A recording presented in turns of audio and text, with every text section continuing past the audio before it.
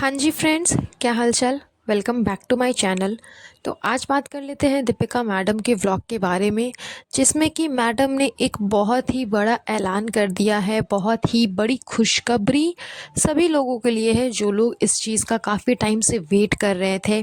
यानी कि इनके अंत भक्तों के लिए एक बहुत बड़ी अपडेट मैडम ने अपने व्लॉग में दी है, जो कि एकदम लास्ट में दी है।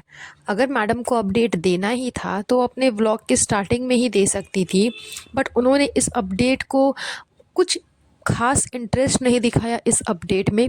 जबकि ये बहुत बड़ी अपडेट थी, वो चाहती तो एकदम स्टार्टिंग में ही बहुत अच्छे तरीके से इस चीज़ को बता सकती थी, लेकिन एकदम बोरिंग वे में मैडम ने इस चीज़ का अपडेट दिया, वो भी व्लॉग के टोटल एंड में।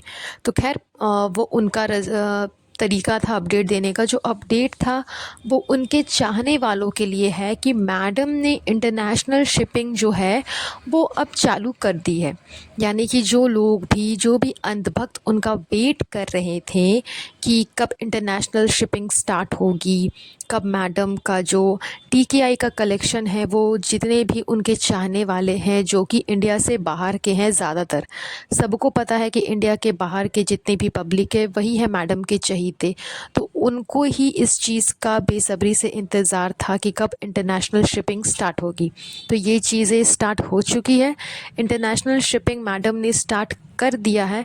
तो ये बहुत बड़ा अपडेट था जो कि मैडम ने अपने ब्लॉग के सबसे ज़्यादा एंड में जा कर के दी है अपने अंधभक्तों को। तो अब जो कोई भी इंतज़ार कर रहे थे वो आराम से मैडम का जो डीकेआई का कलेक्शन है वो परचेज़ कर सकते हैं, जो कि जेन्युइन नहीं है। वो परचेज़ करने की कोई ख़ास ज़रूरत भी नहीं है, लेकिन फिर भी चाहे तो कर सकते हैं, बिकॉज़ उनको मालूम है कि कलेक्शन कोई ख़ास तो है नहीं। लेकिन फिर भी अब अंधभक्तों को कौन क्या ही बोल सकता है। तो डीकेआई कलेक्शन का इंटरनेशनल शिपिंग स्टार्ट हो चुका है, जिनको भी परचेज़ करना है वो कर सकते हैं। इसके बाद मैडम के व्लॉग में घूम फिर करके उन्होंने अपना जो व्लॉग है वो सीधा जा कर के रूहान पे थोप दिया, क्योंकि इनका एकमात्र कंटेंट सिर्फ़ और सिर्फ रूहान है। उसके अलावा और कुछ भी दिखाने को है नहीं। रूहान यहाँ घूम रहा है, रूहान वहाँ घूम रहा है, रूहान को आज घुमाने के लिए मॉल ले कर के गए तो रूहान को आज घुमाने के लिए नीचे ग्राउंड पे ले कर के गए। एंड फिर से इन लोगों ने अपना पुराना वाला ट्रिक आजमा लिया। ये चाहते तो उसे पैदल चलवा सकते थे, उसका हाथ पकड़ करके उसे चलने के लिए सिखा सकते थे, लेकिन फिर से इन लोगों ने उसे बैठा दिया उसके चेयर पे। एंड मैडम उसे वॉक करवा कर करके चेयर को घसका घसका करके लेके जा रही है। मतलब बच्चा अगर कुछ सीखना भी चाह रहा है, वो अगर कुछ नई नई चीज़ें कैप्चर कर भी रहा है, तो मैडम फिर से उसे पुराने वाले में ही ढकेल देती है कि जाओ तुम डिपेंडेंट ही रहो, खुद से कुछ भी करने मत सीखो। आफ्टर ऑल वो जब तक मैडम पे डिपेंड रहेगा तभी तक तो मैडम अपने आप को सुपर वुमेन साबित करेगी। अदरवाइज़ अगर वो खुद से खाने सीख जाएगा, अगर वो खुद से खेलने सीख जाएगा, तो फिर सुपर मॉम का जो टैग है वो मैडम से हट जाएगा। तो इन सब नौटंकी के चलते ही वो चाहती ही नहीं कि उनका बच्चा जो है वो जल्दी सारी चीज़ें सीखे। उसके बाद मैडम एक पोयम उसे सुना रही थी व्लॉग में कि मैं तुम्हें एक पोयम सुनाती हूँ। जनरली लोग पोयम उसी टाइम पे सुनाते हैं जबकि बच्चे को सोना होता है। तो उस टाइम पे तो आपका बच्चा सो नहीं रहा था, आप तो उसे नीचे वॉक कराने लेकर के आई थी। फिर भी चलो, अगर आपको पोयम सुनाना है तो आप अपने आवाज़ में उसे पोयम सुना सकती थी। लेकिन मैडम ने पोयम तो गाया, लेकिन आवाज़ को ट्रिम कर कर के एक पपेट के तरह सुनाया उस पोयम को। मतलब पूरी ही पोयम जो है, उस पूरी ही वॉइस को मैडम ने ट्रिम कर दिया, चेंज कर दिया। एंड ऐसे लग रहा था जैसे कि कोई बिल्ली गा रही हो, उस टाइप का वॉइस मैडम ने उसमें डाल दिया था।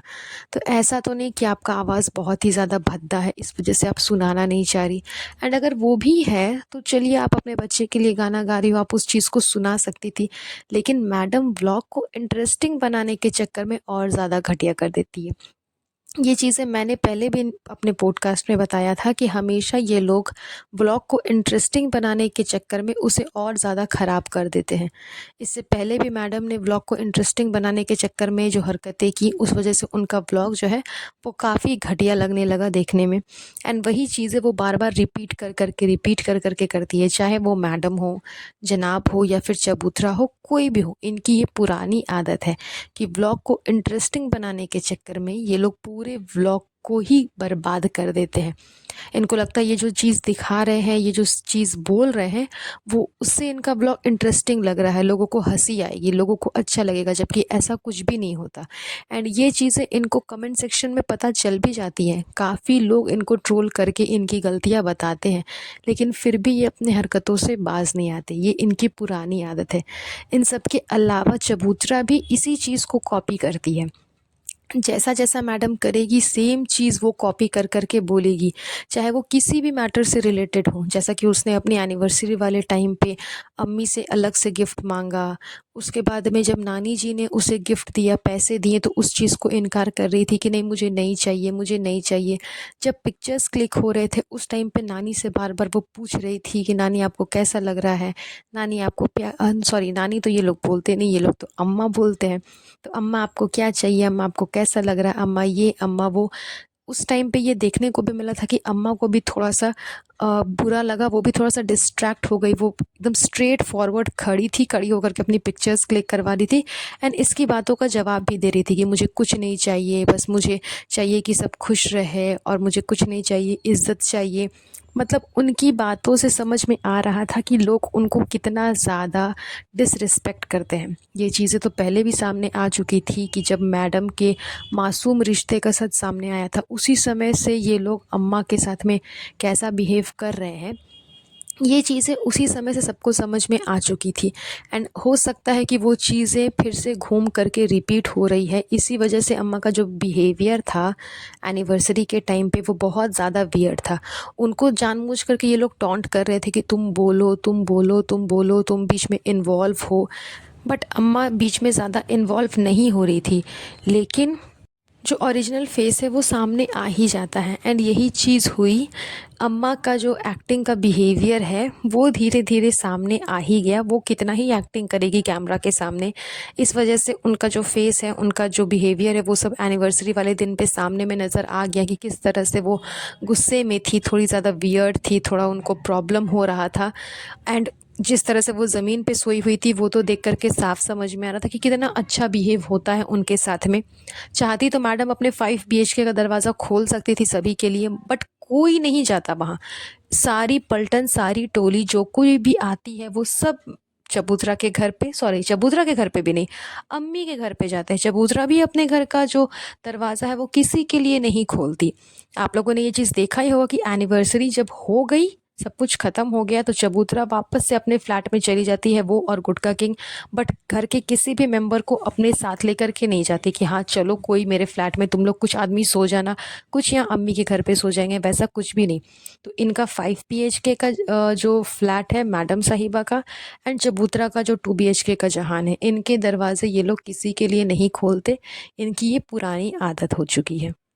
सो यही था इनके व्लॉग में थोड़ी मोड़ी ड्रामेटिक चीज़ें जिसके ऊपर आज का ये पॉडकास्ट था। तो चलिए ये पॉडकास्ट हम यहीं पर एंड करेंगे। बहुत जल्द मिलूंगी आप लोगों से नए पॉडकास्ट पे। तब तक के लिए अपना ध्यान रखिएगा। Have a nice day. Bye bye.